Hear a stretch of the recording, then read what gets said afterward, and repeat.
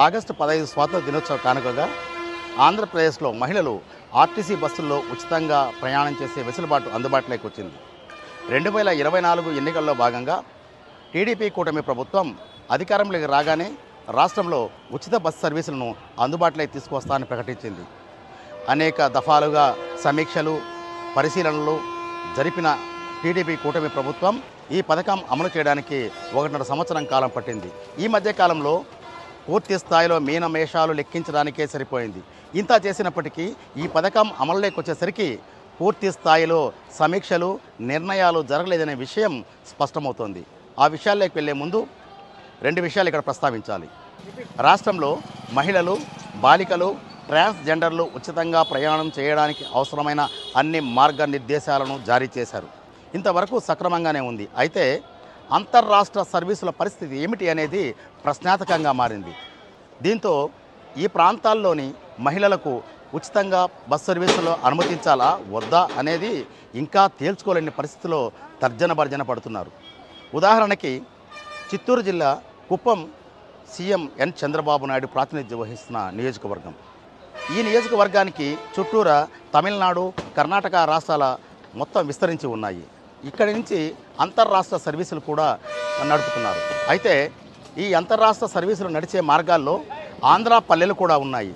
Ultra సర్వీసులలో ఈ పథకం వర్తింప చేయనప్పటికీ ఇదే మార్గంలో అంతర్రాష్ట్ర సర్వీసులుగా ఆర్డినరీ, అలాగే ఇంకొన్ని బస్సులు అర్హత ఉన్నప్పటికీ అనుమతించలేని పరిస్థితి ఏర్పడింది.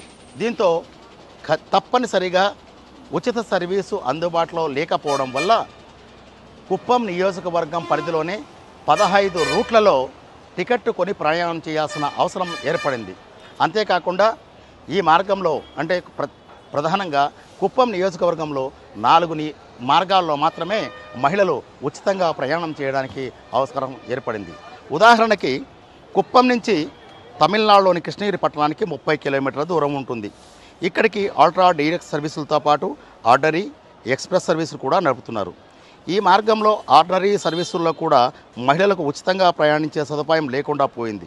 కుప్పం దాటగానే కృష్ణగిరికి వెళ్ళే మార్గంలో 3 ఆంధ్ర పరిధిలోని పల్లెలు ఉన్నాయి. అందులో తంబిగానిపల్లి, నడుమూరు, వెండిగంపల్లి, బిరుదుపల్లి మోడల్ స్కూల్తో పాటు మరో 2 పల్లెలు ఉన్నప్పటికీ వారు కూడా ఈ బస్సుల్లో టికెట్ కొని ప్రయాణించాల్సిన అవసరం ఏర్పడింది.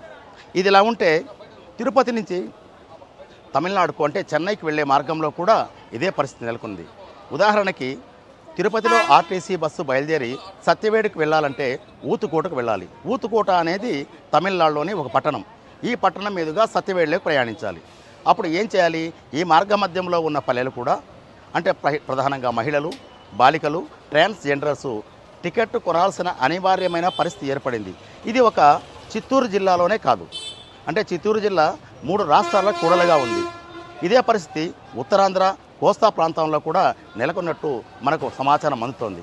దీంతో అంతర్రాష్ట్ర సర్వీసులు నడిచే ఆంధ్ర పల్లెల్లో పరిస్థితి ఏమిటనేది ఇదిమిద్దంగా తేల్చుకోలేని పరిస్థితిలో ఆర్టీసీ అధికారులు తలలు బాదుకుంటున్నారు.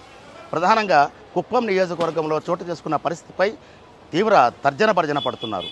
దీనిపై కుప్పంలో ఎమ్మెల్సీ శ్రీకాంత్ రెడ్డితో పాటు అంటే కుప్పం అర్బన్ డెవలప్మెంట్ అథారిటీకి సంబంధించి ప్రత్యేకాధికారిగా ఐఏఎస్ అధికారి ఉన్నప్పటికీ దీనిపై పూర్తి స్థాయిలో నిర్ణయాలు తీసుకోవడానికి సమీక్ష జరపలేదనే విషయం ఇక్కడ స్పష్టమవుతోంది.